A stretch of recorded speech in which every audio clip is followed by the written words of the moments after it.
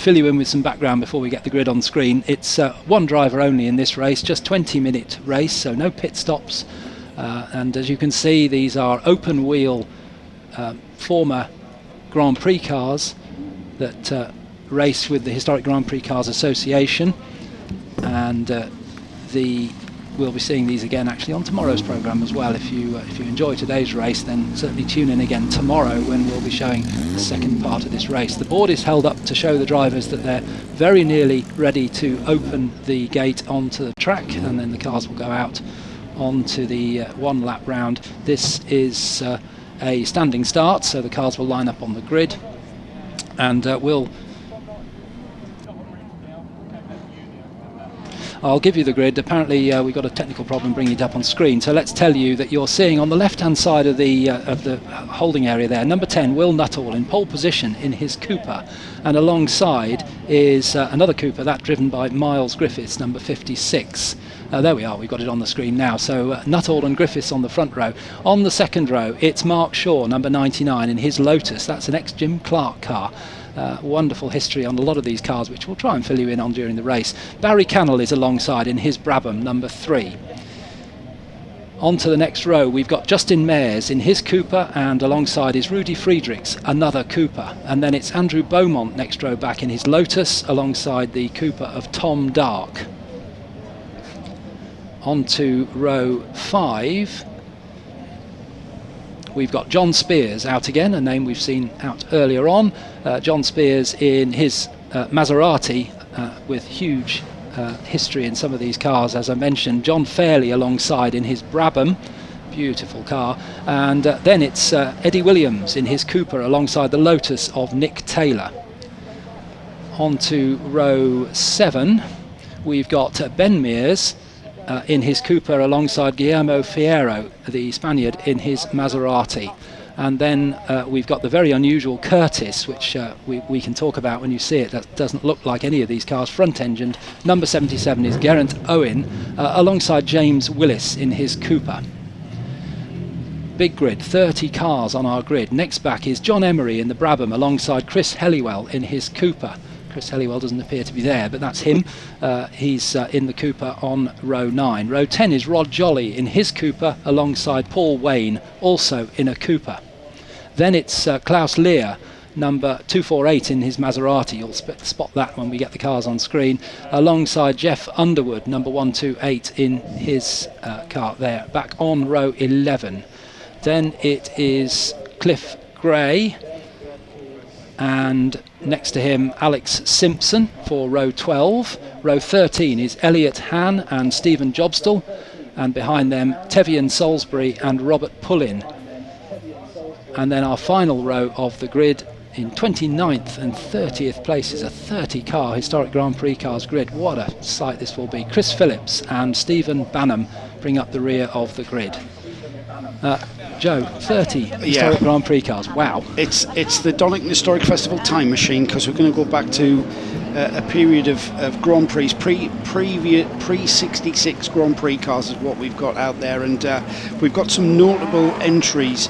The number 20, for instance, the Lotus 18, which is, I'm just going to find him on the grid. Towards the back, Tevian Salisbury. Tevian Salisbury's at the wheel of the number 20, but that is the Lotus 18 that Sterling Moss drove to a win at Monaco, and it's there it is on screen, and he's running with the panels on the side panels on the car. Now, when Sterling Moss won the Monaco Grand Prix in 1961, he ran with the panels removed, and you've seen some iconic photograph and footage of that race with the panels removed, and you could see Sterling Moss working at the car and his legs moving on the pedals. And the reason he removed the panels was for ventilation, to keep himself cool. Obviously not needed here today. It's quite a cool, almost chilly day here at Donington Park. So that car, worth keeping an eye on this race. The number 34 Maserati 250F, this is the car that was first in the Pau Grand Prix and the Bordeaux Grand Prix, with Jean Bera at the wheel. And there's a lot more history to come as well. Guillermo Fierro in the number 31. That car currently 14th on the grid, the Maserati 250F again, raced by Musso and Mantovani. And also Jean Bera and Moss in 1956. We're just shuffling the grid there, Alistair. We're not quite where we need to be, so we've got a bit of time. A lovely story about that car you've just mentioned, the car that Sterling Moss drove on one occasion. Sterling Moss had got his own Maserati 250F, which he did the Grand Prix tour with, but it was late getting to the circuit, and so Maserati said he could use Guillermo Fierro's car, not Guillermo's at the time, of course, but Moss drove it, but it had a centre throttle and a right-hand brake pedal, which was normal in older cars, but Moss's Maserati had got the more traditional right-hand throttle centre brake, as we all know today. And anyway, Moss said he could. They said he could borrow the car for qualifying practices, it was called then. Jumped in the car and promptly crashed it because he forgot that it had a centre throttle and put his foot in the wrong place. We're ready to go. The green flag is waved. It's not 20-minute really. race. Not surprising, that story. Red lights go out and we're racing for 20 minutes. A good start from pole position for Will Nuttall, but also a good start from Miles Griffiths, who's going to try and go around the wide line, goes almost into the pit lane. Little look over the shoulder from Will Nuttall there just to see where Griffiths was, and the rest of the field streaming through. We've got a mix of mid-engined, rear-engined cars there. We've even got an example from the Indianapolis 500, which is, of course, back in this period, was a round of the Formula One World Championship. It did count. It was a point-scoring round. We'll talk about that car in a moment when we get a chance. Right now, though, through the Craner curves and through the Old Hairpin, already heading towards Schwann's Curve, Will Nuttall is leading this race. And it looks like Miles Griffiths is giving chase from the front row of the grid, so we'll wait till we pick up the leaders again. But just showing you the length of the entry here that comes round into the Old Hairpin there. Now we're up at the top of the circuit going through the right-hander and along towards Coppice. That's McLean's, then onto Coppice, then it'll be down the long straight to the chicane to complete the first lap as the tail enders come through. Here are the leaders now coming down into the chicane, and Will Nuttall it is who leads. First three very spaced out. Move for fourth place there. Cars looking like they were challenging there going into the chicane, but everybody behaving themselves certainly on this first lap as Nuttall comes through in the lead, followed by Griffiths in the 56. Then we've got looking like a challenge there, did the same at the chicane. Now that car with in the number 11, that's John Fairley in the Brabham BT11 there. Beautiful livery on that car, just reminds us of those Brabhams in Formula One. And of course this was a Brabham built by the same people, of course, the BT11 in this guise. And through the Old Hairpin goes the number 3 in fourth place, and that is Barry Cannell in also the BT11.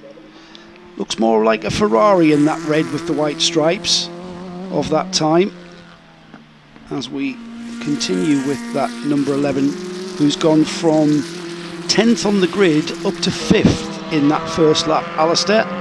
So we'll keep an eye on that number 11, and that is John Fairley in that Brabham. It's a BT1119, so it was modified from the original BT11, and it's shown here as we'll find out what year that car is. Will Nuttall crosses the line once again and has already opened out a gap over Miles Griffiths of 7.5 seconds, and we did think this morning in qualifying John Fairley should have been further up the grid. He was started 10th, but he's a quick driver, so we would have expected him to be making his way through from 10th. Car of note, I've got to mention this, the Rudy Friedrichs number 12, which is currently in 5th spot. That's the car that Cooper T53, it was the 1960 factory car driven by Jack Brabham to 6 wins in the 1960 Formula One World Championship. That's the car that Jack Brabham took that Formula One World Championship, his second championship. So that's a car with massive provenance. And it's currently in 5th place, car number 12. There's the 55. And let's head down to the pits for something from Andrew Marriott. Andrew. Yeah, we were just talking about Jack Brabham. You were talking before that about the team. That is the car that Jack Brabham won at the French Grand Prix at Reims, the first car to be won by a driver who was also the constructor. So it's a very famous car indeed. Now, it was also the first Formula One race I ever reported. I was at Motoring News as a junior reporter then, but the guy who normally did it was ill, and I got to report that race. So it's a very special car to me. But there are absolutely fabulous group of racing cars here, and some very famous cars indeed. That's Andrew. So this is the period where you began reporting for Motoring News, would it be? And we've lost Andrew there. Just thought he could continue hearing us. This race continues. Already a quarter distance, 5 minutes down. And well, that's a sight, isn't it? Two Maseratis coming down through the Craner curves. The leading one, car number 34, is John Spears. That car was a works car in period, driven by Jean Berra. And we've got a retirement there for car number 42, James Willis, in the Cooper T45.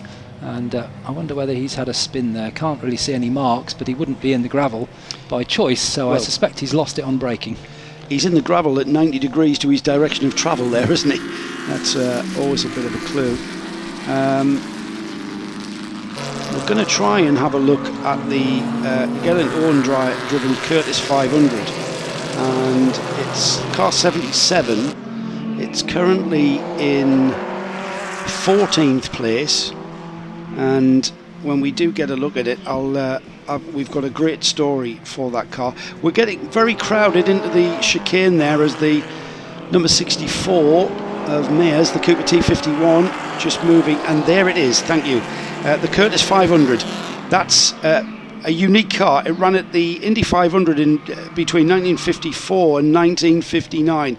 It's not a Formula One Grand Prix car, but it did compete in the Formula One World Championships. As the safety car comes out, we get a chance to take a bit of a breather and tell you more about this car. This car, in 1954, finished 6th at the Indianapolis 500 with Fred Agabasian at the wheel. In 1955, it finished 5th, driven by Walt Faulkner this time, and then it did the Monza. Now, in 1958, Jimmy Reese drove this car at a race which was called the Race of Two Worlds, and basically you had the coming together of Formula One Grand Prix and Indianapolis 500, and they competed at a race where they used the full circuit, including the banking, back in 1958. Monzanapolis, yeah. We're quite privileged this weekend to see that car running, and it's great to see. I mean, where do you ever see a 1950s Indy 500 competing car that didn't just compete though? A 6th place and a 5th place. That's not a shy result, that, and great to see Geraint Owen bringing that car out and being part of the Donington Historic Festival. That just adds so much, being able to see that car. The safety car has come out, Alistair. Yes, we don't know why, but it may be for that car at Redgate. Yes, bound to be, isn't it? Yes, of course. Yeah, Geraint Owen has some very interesting vehicles, including those of you that might know about land speed records. The Parry Thomas Babs car is in his family, because his father was the one that dug it up from the Pendine Sands when it was buried after Parry Thomas was killed in 1927, and it was dug up in the 60s, and that's the same Geraint Owen who races the Curtis, as we see the cars lining up behind the safety car. So he's not shy of an engineering challenge then? No, he's actually teaches engineering in South Wales. Right. It looks to me as though John Fairley's been picked up by the safety car, who's in 4th place. Perhaps get a longer shot and we can see what's going on, but it didn't look like Will Nuttall immediately behind the safety car. The car there going through the screen, was raced by Jim Clark in period. That's the Mark Shaw car. It was 3rd on the grid, number 99, the Lotus. The Lotus 21 was the car that Jim Clark took his first 3 Formula One wins in. Admittedly, they weren't championship races. They were in the South African series, which was run at the time. But it was the very car that the great Jim Clark took his first 3 Formula One wins in, and of course went on to be world champion. So we sort of keep rolling out the history, but it really is, this race, tremendous, isn't it? We haven't even begun to talk about the provenance of the car that's leading the field. Will Nuttall's car, the Cooper T53, was Bruce McLaren's car for 1960, and it was the sister car to the championship winning Brabham car. Finished second in the championship, supporting Jack Brabham. Notable results in 1960 for this car: second places at Monaco, Spa and Porto, which is where the Portuguese Grand Prix ran that year, third at Reims and third at Riverside. I'm not sure whether the Riverside race was a championship race at that time. I think the United States Grand Prix, certainly 59, was at Sebring for the first time. That's the one where Jack Brabham pushed the car across the line to win the championship. One of a couple of times. Yes, yeah. Just say, sorry, I apologise, I made a mistake. It is, of course, the leader, Will Nuttall. I just saw the side of the car and it looked like John Fairley to me, but no, that's absolutely the leader, Will Nuttall, immediately behind the safety car. And that's Bruce McLaren's car from 1960 that chased round the boss, Jack Brabham. Bruce McLaren would have been, not sure if there's such a thing as team orders back in the 60s, but Bruce McLaren would have been very aware of that and chased Jack Brabham around. So it was a 1-2 for the Brabham team, the only man, Jack Brabham, by the way, Sir Jack Brabham I should say, to have won the Formula One World Championship in a car manufactured and constructed and designed by himself. His number 2 driver, of course, went on to form McLaren. And became a constructor in his own right, and sadly lost his life in a testing accident. Green flag. What has happened to the second group of cars? Well, the car that was in second place on the track was the number 19, and that was a lapped car, and he didn't keep up with the leader. They didn't keep pace with the leader. That's allowed Nuttall 10 seconds. The rest of the field now able to get past that number 18, who's caused a little bit of consternation there. And the number 18 is a little bit way down the field. I'm just trying to pick up his number. But he's way down the field, and he's caused a bit of consternation there by not keeping pace with Nuttall, who was right behind the pace car and doing the right job. And so it'll sort itself out, no doubt. And it's also caused the second, third, fourth and fifth place cars to switch around, because that looks like John Fairley, who's now into second place, and he came across the line in fourth. We can see Mark Shaw there in number 99, who was second. He's dropped down to about fourth, and then that's Andrew Beaumont there in car number 49. He's in sixth place. So this battle for second place really joined, but as you say, Will Nuttall's got a free pass, hasn't he? Yeah, he's checked out for first place. That's left obviously the safety car bunching the field up. That's given us a great battle for second place. It's the locked brakes there into the chicane on the 99. That's the third place car, the second place car of Shaw, fairly up to second place as he lost out there. Shaw down to sixth now, so that's why he felt a bit urgent and got a bit ragged there into the chicane. So changes that you mentioned there will just clarify. Nuttall leads by 12 seconds now. Fairley is in second in the Brabham BT11, number 11. 12th is the Friedrichs Cooper T53. 4th is Cannell in the Brabham BT11A. He's down to 4th. Andrew Beaumont up to 5th, just ahead of Shaw, and I think that happened at the chicane when we saw Shaw lock up the brakes in the Lotus 21. Beaumont in the Lotus 18915. And Andrew Beaumont, who's just behind these two cars, who'll come through shot now.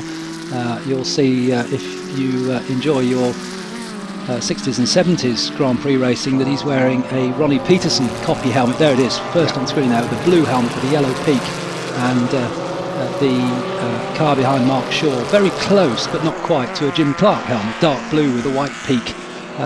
Really, these drivers love to take the period colours right through to their crash helmets as well. Marvellous.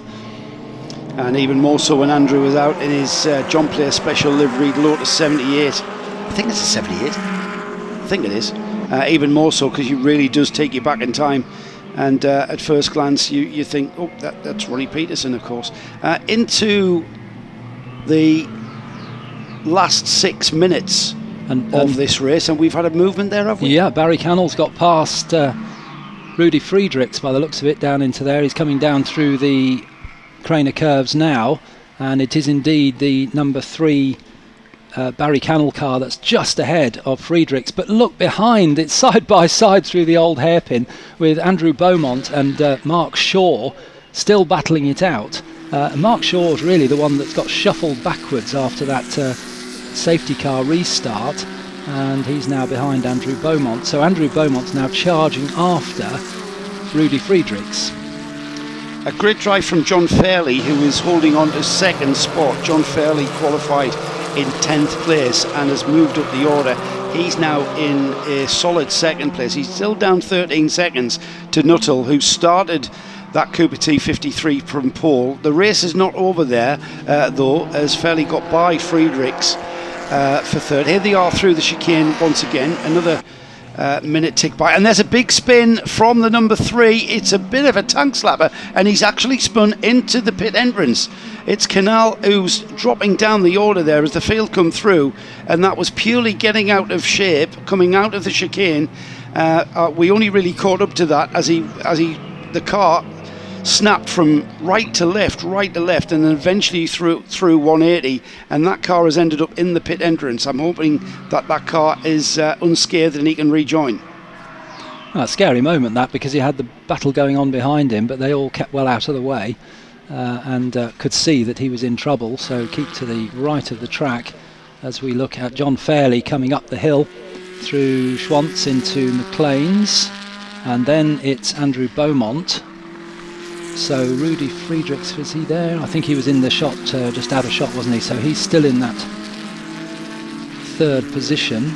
Then Beaumont, then Shaw. And there's the car number 99 of Shaw, just working the wheel, just finding the grip there. Friedrichs it is in the number 12 with Beaumont behind him. Then we've got Shaw in the 99. They string out a little bit down the long back straight into the chicane there. It's a very fast exit for the chicane, but it's a very relatively slower entry as the leader already braking for Redgate, and behind him Friedrichs has to get by a back marker. The back marker staying well out of the way, and Andrew Beaumont just slipping by as well. Now Beaumont looking very racy indeed, and Friedrichs being held up somewhat. Looked like it potentially could have been slowed up through Redgate, and that's allowed Beaumont right onto the rear of that number 12 Cooper. Beaumont as well being joined by Shaw, so it's a 3-car battle for third, fourth and fifth. So it's a final step of the podium with just under 3 minutes left. Up to McLean's they come. Still Rudy Friedrichs, you can see him working away at the wheel there, just sawing away to get the car to turn in, and then Andrew Beaumont. Now it looks like Andrew Beaumont's got a good run up to Coppice. Can he get through on the inside? No, not quite, but very close. So now he'll try again as they go through the double apex right-hander at Coppice. Now he's trying to get a tight line on the run down the long straight, over the crest and then down the hill, and hard on the brakes for the chicane. Mark Shaw got a watching brief at the back. Andrew Beaumont looks like he's prized open the gap there to Rudy Friedrichs, who has to take to the curbing, and Beaumont goes through. What a lovely move that was from Andrew Beaumont, just forced his way into that gap and took the place. That moves him up to third place with Will Nuttall and John Fairley ahead. Now Andrew Beaumont in third, Rudy Friedrichs fourth, and now Mark Shaw's got ideas about getting through into fourth place. They're going down through Hollywood. Now it's the sweeping downhill through the Craner curves. What will the Lotus be able to do against the Cooper? So it's the Lotus 21 against the Cooper of Rudy Friedrichs, the Cooper T53 that we mentioned earlier. That's the car that Sir Jack Brabham won the 1960 World Championship in, and now he's broken away slightly. He's got him back on the terms with Andrew Beaumont. Andrew Beaumont's got a bit of a breathing space now. He's pulled that, and it's the Lotus 21 of Mark Shaw, who looks down the inside, just showing the nose of that Lotus 21, the distinctive green livery of that classic Lotus with the yellow wheels, as Mark Shaw gets right into the slipstream, but Friedrichs pulls a gap a comfortable gap that makes it very hard work for Mark Shaw to challenge. There's a minute left on the, and that's a car moving very slowly into the pits, car 46, that's down the field. Can't quite pick that up where it was. There is the number 30 in the pits, and with it only being a 20-minute sprint race, effectively, very difficult to regain any kind. But it's not necessarily about where you finish. It's about competing. It's about bringing the cars out and just showcasing these Pre-66 Grand Prix cars, much to making us a very, very, very happy people. It's the Donington Historic Festival time machine taking us back to pre-1966, late 50s, early 60s Grand Prix, Formula One Grand Prix cars across the history of the sport, and we've got some cars with some very real provenance with us this weekend. There's the leader, Nuttall, and Will, he's about one. Did he see the checkered flag there? Because there was literally 1 second on the no checkered flag. He just made it across the line by literally a couple of seconds. So there'll be one more racing lap for Will Nuttall. He started this race from pole position. He's in the Cooper T53, and it's the car that was campaigned by Bruce McLaren, and steam coming from the 64. That's Ben Mears in the Cooper T51, who pulls off. He looks like he's got either an overheating engine or a coolant pipe that has broken away. Steam coming from the rear of that car, and with 0 time on the clock, we'll be looking. Will Nuttall will get the checkered flag next time by, and we pick up the leader just coming onto the back straight for the final time as the number 10 just getting by a back marker then, and he will round the chicane for the final time, and Will Nuttall will take the flag in another commanding win. He led the race from pole position and was only really challenged into Redgate, and then pulled out a gap that left him with a relatively comfortable drive to the checkered flag, and we wait for the rest of the field to come through. It will be the number 11 of John Fairley, the Brabham BT 1119, crossing the line now. And there's Andrew Beaumont in third. Friedrichs just finishes ahead of Shaw. So Nuttall, Fairley, Beaumont, Friedrich, Shaw, so far the drivers to finish, as the rest of the field come through. And that, for me, Alistair, is... It's not about necessarily where or who wins. It's about also, with an historic race festival, it's about seeing the cars outside of a museum. These cars should be wrapped in cotton wool, really, shouldn't they? And they're not. They're out there being raced, and a great win from Will Nuttall. And they're the real cars as well. There's incredible. As you've been noting it throughout the race, the history of some of these cars extends back to people like Moss and Bearer. In fact, drove that 34 car, and here they are, still racing, and racing properly at full speed, as John Fairley acknowledges the marshals as he goes round, saying thank you for helping us to race safely. Geraint Owen, by the way, finished in 12th spot in the Curtis. That was the Indianapolis 500 runner, 6th and 5th places back in the mid to late 50s.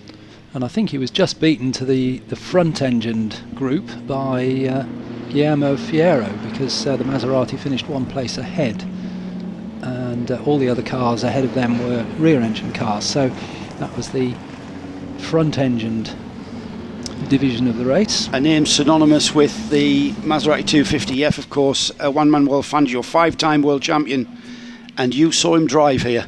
I did, yes. That was quite a thing. 1978, I think it was, the from memory, the Gunnar Nielsen charity meeting, and we were doing the commentary from down at the old hairpin on top of the Starkey's Bridge in those days, very early days of the reopening of Donington.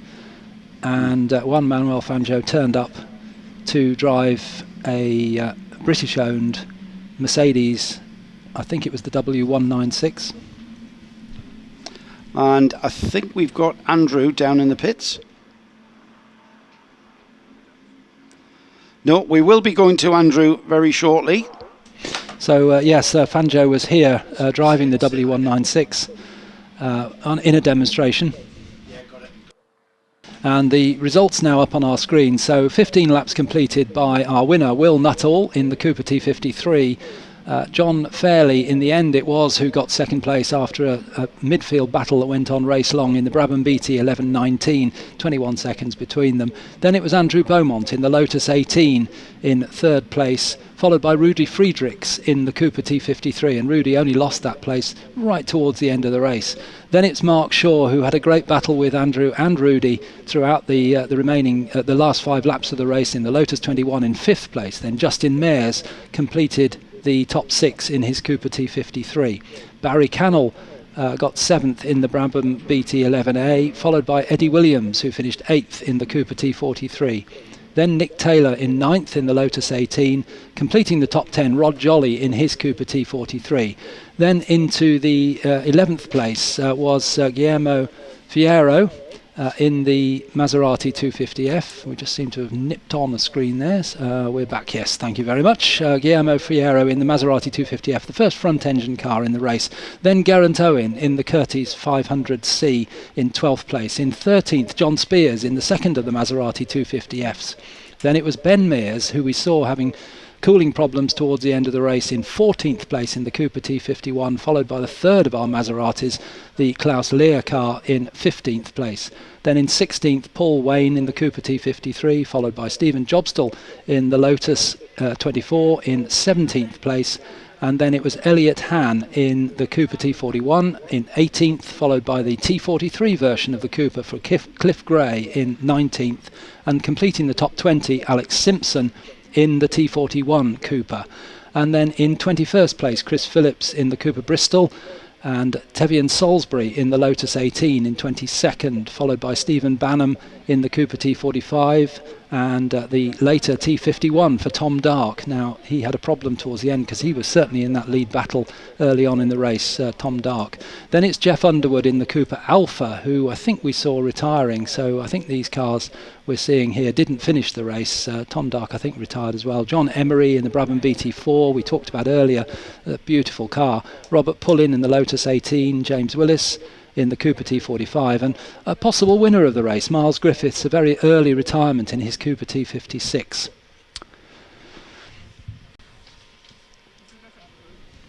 Let's head straight down to the podium, and Andrew Marriott is with the winners. Okay, well, I'm with the winner here, Will Nuttall, who just checked out, as you said, and well, a fabulous race from you, and you're doing quick laps and going quicker and quicker, I think, Will. Thank you very much. Well, it's a pleasure to drive the car around here. It's owned by an Italian guy called Giorgio, who I'm absolutely indebted to let me drive it here. You have any moments at all, any problems? It didn't appear so. No, it's a shame that Miles Griffiths pulled off at the end of the first lap, because I was hoping to have a bit of competition in that respect. But these guys who are second and third, they get quicker over the weekend. So I thought while the pace car was pulling us back together, they might be back on pace. So I thought I needed to have a go when it went in. You've got another race tomorrow. Let's go a bit behind here if we can grab second place. Well, that was a fabulous battle, John, wasn't it? Yeah, it was great. Didn't work out this morning too well. With a bit of steering issues, it wouldn't turn in and then snap oversteer. I think we've dialed that out a bit, but P10 on the start with a lot of quick drivers in front of you. It's going to be hard work. The safety car came in and the gap opened up nicely for me. So I was hoping I'd not gone a bit early, but I think I did it just in time. I wouldn't be stood here. Is this the car that Brabham won the '66 French Grand Prix in, but it's only had a different engine then? It was 1965, Dan Gurney and Denny Holm drove it with the V8. Then it was the prototype car for the BT19. And it ran the first 3 litre race, and Jack Brabham won the first 3 litre of the Ran Grand Prix with it, and then it went to Dave Charlton after that. Okay, well, that's very good history too. Excellent race to second place. And where can we find out? Andrew Beaumont is over here. Let's try and grab Andrew, who's talking to the guys from Classic Team Lotus who run it. And Chris Dinage here is smiling. And I'm saying, Andrew, Chris Dinage is smiling because you drove a fabulous race, and what a terrific battle for third. Yeah, we had a great battle, Rudy Fredericks and I managed to find my way past at the chicane. But I had a big moment just before that with Barry sort of half spinning coming out of the chicane and not knowing which way he was going to go, so that was quite an exciting moment. But no, it was a really good race. They messed around with the car after qualifying and it seems a bit better in the race, so really enjoyed that. Excellent. Of course, you're out again tomorrow, so you get another chance of getting a podium. Absolutely, I'll try my best. Very good. Andrew Beaumont there in third, so that's the story down here in the victory area, and back to you in the booth. But that was a terrific show, wonderful Grand Prix cars, some with magnificent histories.